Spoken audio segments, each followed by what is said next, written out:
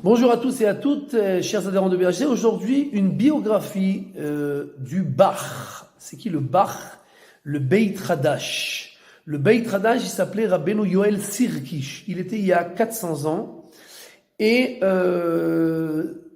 comme nous avons parlé dans les dernières biographies du Tour, qui a écrit les 4 colonnes que le Shulchan Aruch après a commenté avec son Bet Yosef et après a écrit le Shulchan Aruch. Alors le plus grand des commentateurs sur le Tour après le Bet Yosef, c'est donc le Bach. Le Bach, le Beit Hadash, le Bet Yosef. Donc Rabbeinu Yosef Karo, il appelait son commentaire Beit Yosef, la maison de Joseph. Lui, il a appelé son commentaire Beit Hadash, la nouvelle maison, parce qu'il écrit des commentaires et sur le Bet Yosef et sur le Tour. Donc il est souvent pas d'accord aussi avec le Bet Yosef. Il ramène beaucoup de commentaires et d'explications sur le Tour. C'était un génie. Son Khatan, c'était le Taz, Rabbeinu David Alevi Segal, d'accord, qui était un des plus grands commentateurs sur le Shulchan Aruch.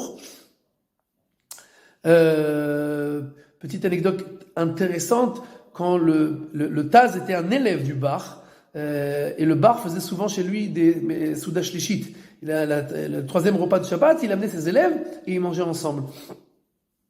Et un jour, ils étudient ensemble comme ça à la table de Shabbat, et ils posent une question en Tanakh, et les élèves ne savent pas répondre. Et le Bach, donc sa fille s'appelait Rivka, et elle était très très forte en Tanakh. Donc il a dit, on va poser la question à ma fille Rivka, peut-être qu'elle sait la réponse. Donc il appelle sa fille, il lui pose la question, et la petite, elle répond. D'accord, la fille, elle répond. Et donc le Bach se tourne vers sa fille, après qu'elle a répondu, il lui dit, Rivka at yafa kachama baraka levana. Tu es belle et pleine comme la lune, tu resplendis comme la lune. Et alors le Taz, qui était un élève, qui était là-bas, il a dit à son Rav, le Bach, donc il lui a dit, je crois qu'il est arrivé le temps de l'Ekadesh Talvana.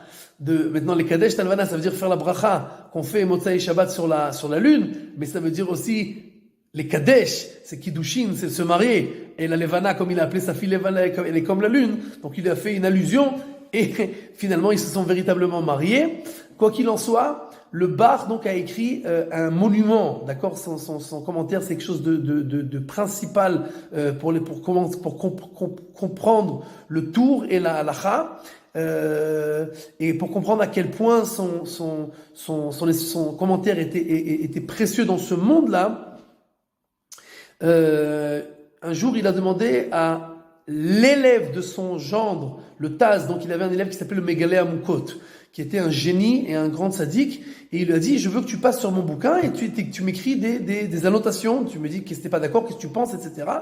Et l'élève, il a dit, ok, y a pas de problème, et après quelques temps, le Bach, il pose la question à son gendre, alors, qu'est-ce qui se passe, pourquoi il me rend pas mon commentaire, pourquoi il me dit pas qu'est-ce qu'il faut changer, etc. Alors le Taz pose la question à son élève, il lui dit, pourquoi tu rends pas t'as pas encore pris le temps de passer dessus? Il dit, si, je suis passé dessus, mais je veux pas le rendre. Il dit, pourquoi? Maintenant, c'était un élève grand sadique. Il a dit, parce que on m'a dévoilé dans un rêve que le Bach n'était venu dans ce monde-là que pour écrire son commentaire sur le Tour. Et donc, après le jour où il va terminer son commentaire, il aura plus rien à faire dans ce monde-là et il va partir. Et moi, la dernière chose que j'ai envie, c'est que le Bach, il s'en aille de ce monde-là, donc je rends pas.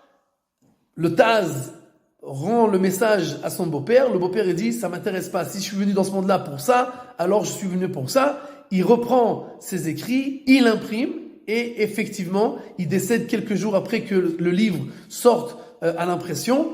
Et jusqu'à aujourd'hui, on a l'énorme mérite d'étudier les écrits du Bach, qui nous éclairent toute la Torah. Bezrat Hashem, jusqu'à la fin des temps, que nous puissions continuer à étudier la Torah, Besimcha ou Be'ahava. Kol Tuv.